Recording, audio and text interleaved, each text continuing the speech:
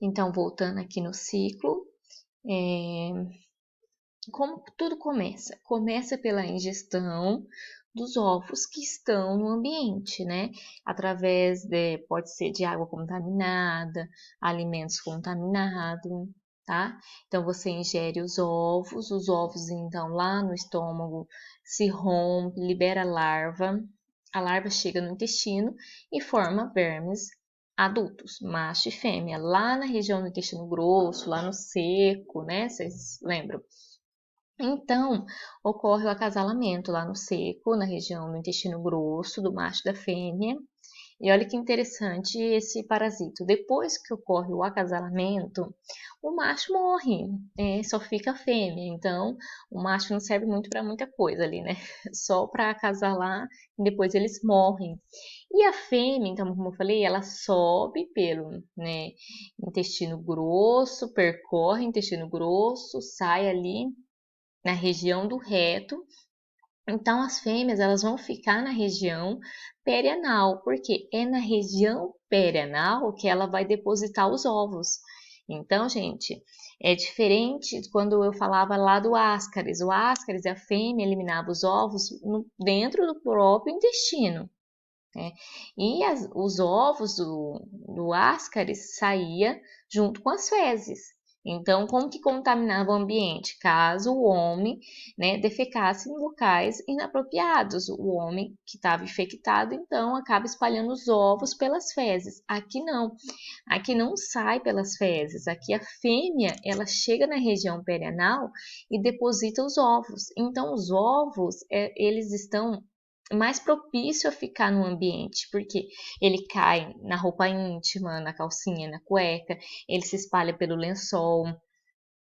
A fêmea, ela tem hábitos noturnos. Então, quando a pessoa está mais tranquila, dormindo, ela sai, né, do seco e vai lá para a região perianal. E a presença dessa fêmea na região perianal é o que causa o famoso prurido anal, a famosa coceira. A presença dela ali se movimentando faz com que a gente tenha aquela sensação de coceira e nós vamos lá coçar. Crianças, principalmente, né? Coçam e levam a mão na boca, né? Então, coça e leva a mão na boca. O ciclo vai se repetindo. Gente, ó, aqui, deixa eu ver se eu consigo movimentar. Aqui eu falo que o parasitismo, ó, é autolimitante. O que é isso? O que é autolimitante? Se eu ingiro uma certa quantidade de ovos, ingeri, aí formou o macho e a fêmea lá no intestino. E o macho morre, a fêmea vai lá para a região perianal, deposita seus ovos e após depositar seus ovos, ela também morre. Então, se eu me contaminar uma vez, eu consigo eliminar esse parasito. Sim, ela é autolimitante. Se eu ingerir uma vez, beleza, ela então vai ser eliminada, porque o macho morre e a fêmea morre. Eu não vou ter mais ele no meu organismo. Porém, esses ovos, eles são leves, são mais leves que os ovos de ascaris, por exemplo. Eles são leves, eles se espalham facilmente. Pelo simples fato, vamos supor que numa casa as crianças dormem tudo na mesma cama. Se uma criança está contaminada, as outras crianças acabam se contaminando, porque espalhou ali no lençol, espalhou no chão, né? Se a mãe tem o hábito de chacoalhar, eu até chacoalhei o computador, chacoalhar os lençóis, chacoalhou o lençol, espalhou, vai para a cozinha, vai para a comida, sabe? Então, o vento leva facilmente, então ele se espalha facilmente. Então, a recontaminação é muito fácil de ocorrer. Principalmente crianças que têm hábitos de pôr a mão no chão, mão na boca, coçar a região perianal, pôr a mão na boca. Então, toda hora a criança está se recontaminando. E sempre, quando um da casa está contaminado, todos acabam se contaminando, todo da família. Porque é muito fácil de se contaminar. Acaba indo para a poeira acaba se espalhando, tá? Então, quando um dentro da casa está contaminado, todos têm que fazer o tratamento, não só a criança, por exemplo, que é a principal, não, mas todos os adultos também, porque ele se espalha muito fácil pela casa, tá? Então, a chance de recontaminar é constante, né? Aqui, ó, a fêmea, como eu falei, libera uma quantidade muito grande de ovos, né? De 5 a 17 mil ovos que se espalham. Cada fêmea, né? Que se espalham pela casa. Então, assim, a quantidade é muito grande, né? A quantidade de se recontaminar. E esses ovos, ó, esses ovos aqui, eles não são geomintos. O que é o geomintos lá do Ascaris? Precisa do solo, precisa da terra, precisa de uma temperatura ideal, umidade ideal. Eles não. Eles conseguem se embrionar sem precisar, né, dessa parte da natureza, né? Os ovos, ó, nas pregas perianais, as larvas nos ovos maturam de 4 a 6 horas. Ali mesmo, na região perianal, os ovos já sofrem maturação. É diferente dos ovos do Ascaris, que precisa do ambiente para poder se tornar embrionado. Esse não, ali na própria região perianal, ele já sofre maturação. Tá, gente? Então, assim, e lembrando também que não ocorre o ciclo pulmonar.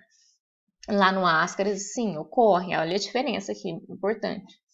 Você ingere os ovos se rompem lá no Ascaris, libera a larva atravessa a mucosa intestinal que chega na corrente sanguínea, vai para o pulmão para sofrer maturação. Aqui não, aqui ela é muito rápida, ela não precisa passar para o pulmão para sofrer maturação, né? Então o ciclo ocorre de maneira muito rápida, certo?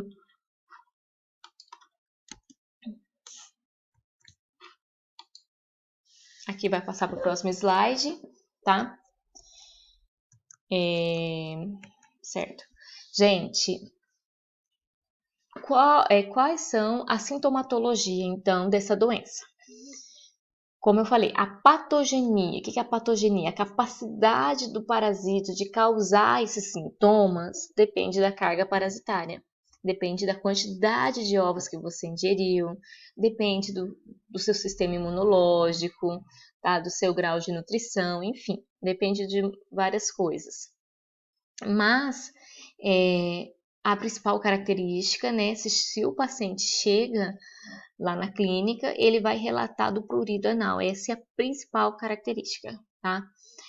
Até mesmo dá para ver, né, nessa parte de prurido anal, se o médico olhar a região perianal, dá para ver bem com lente de aumento a presença das fêmeas. Causa uma reação irritativa, inflamatória no intestino e na região perianal, né? Porque as larvas estão migrando e acabam causando esse processo. Pode provocar enterite catarral. O que é isso? Pode provocar uma produção de catarro na região ali do intestino, tá? Pode produzir um muco devido ao processo inflamatório. O seco apresenta-se inflamado, o apêndice, pode ocorrer apendicite ali, porque vai ficar larvas naquela região, né? Pode ser atingido. Deixa eu voltar aqui para cá. Então, na região perianal, a mucosa vai encontrar congesta, aquela produção de catarro na região anal, né? Então, tá cheia de larvas, tá? Então, na região perianal pode haver mucosa, tá? Congesta de fêmeas, as larvas, os vermes das fêmeas e os ovos, tá, gente? Então, ali naquela região, sim. Quando eu falo assim, a produção catarral é um muco mesmo, né? Tá? Então, as crianças, principalmente, quando elas têm esse prurido anal, elas ficam nervosas, muitas ela não entende, não consegue coçar, tá? Como a fêmea, ela migra para a região perianal no período da noite, então a criança pode ter insônia, irritabilidade, tá? Lesões na região anal, por quê? Porque a criança vai coçar, vai formar feridas. Ao coçar, ela vai lesionar aquela região e vai ter, então, outros processos, como, por exemplo, infecção bacteriana, né? Por quê? Porque ali a mão vai estar contaminada com bactérias, com infecções, então vai causar todo aquele processo de infecção na região perianal devido ao processo da unha ser contaminada e tudo mais, né? Então, causa ali esse processo de outras infecções bacterianas, por exemplo. Então, essas são as características. Ela é bem assim, como eu falo, são características que dá para assimilar que tipo de doença que é, né? As outras doenças que nós estamos falando, os outros parasitas, causam uma diarreia, dor abdominal, então já é mais difícil. Aqui, ao chegar na clínica e o médico diagnosticar que há um prurido, né? Então ele já investiga que tipo de parasito que é, já é mais fácil, né? Então ele é um sintomas mais específico da doença, né? Prurido anal, quando houver essa parte de coceira anal, então a gente já associa aos enteróbios vermiculares, tá? É mais fácil de associar. Então, quais são o diagnóstico clínico? Eu já falei que é o prurido anal noturno, principalmente, tá? E laboratorial, gente, não se faz exames de fezes. Mas como assim? Não faz? Não se faz exame de fezes, não é o ideal. Por quê? Porque os ovos, eles, como eu falei, eles não saem nas fezes, igual o do ascaris. O ascaris são produzidos ovos, né, dentro do intestino. Então, o homem, ao defecar as fezes, esses ovos saem junto. Aqui não. Por quê? Porque a fêmea, ela sai da região do intestino, vai para a região perianal.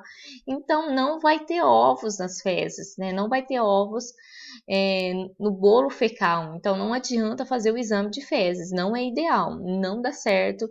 Vai dar falso negativo, tá? Os ovos estão na região perianal, não na produção lá do bolo fecal dentro do intestino. Então, a gente vai usar uma técnica que chama fita gomada, o método da fita gomada ou de Graham, que fala. É um exame muito fácil de fazer, tá? Rápido. Vou explicar aqui. A gente consegue fazer com poucos materiais, é bem tranquilo. Aqui eu mostro um tubo de ensaio, aquele transparente. Eu pego o tubo de ensaio e nesse tubo de ensaio eu vou aderir uma fita adesiva. Sabe aquelas fitas durex transparente? Eu coloco essa fita adesiva, tá? E eu vou pedir para o paciente se posicionar numa determinada posição em que eu consigo chegar com esse material até a região perianal. Eu vou introduzir, então, esse objeto com a fita durex para que eu possa conseguir chegar na região perianal, simplesmente encostar naquela região e tirar. É fácil, rápido. E essa fita, então, adesiva, eu vou olhar no microscópio, tá? Eu pego essa fita adesiva, então vou olhar no microscópio. Aí eu vou conseguir ver os ovos. Posso ver até a presença das fêmeas, grudada no durex, mas os ovos, então, eu consigo ver com facilidade. Sabe aquele ovo que eu mostrei lá no começo, em formato de D, bem específico, tá? Vou voltar aqui, ver se eu consigo voltar, para mostrar como que eu iria ver esses ovos nessa fita adesiva. Ó, bem aqui, esse mesmo, teste de Graham. Eu vou olhar aqui, ó, esses ovos. A fêmea já é mais difícil de ver, porque ela é muito pequena. Mas ali os ovos, no microscópio, eu consigo ver facilmente, bem nitidamente, tá, gente? Então é assim que eu vou ver os ovos. Transparente, né? Já que eu vou ver ali sem fazer nenhuma técnica de coloração. Então, lembrando, enteróbios vermiculares, aquela doença da coceira anal, não adianta eu fazer exames de fezes, tá? Epidemiologia, gente, é muito frequente em crianças, tá? Aquelas crianças de idade escolar que põem a mão no chão, mão na boca, coça a região perianal, põe a mão na boca, tá? A transmissão doméstica é muito grande, como eu falei, quando a criança está infectada, pegou, por exemplo, lá na escola, foi para casa, todos acabam sendo infectados, tá? Ambiente coletivo também, creches, asilo, enfermarias, é muito comum porque os ovos se espalham muito facilmente, né? Como eu falei, o ovo não precisa de um tempo para poder se embrionar, ele ali já tem essa facilidade de contaminar as outras pessoas, tá?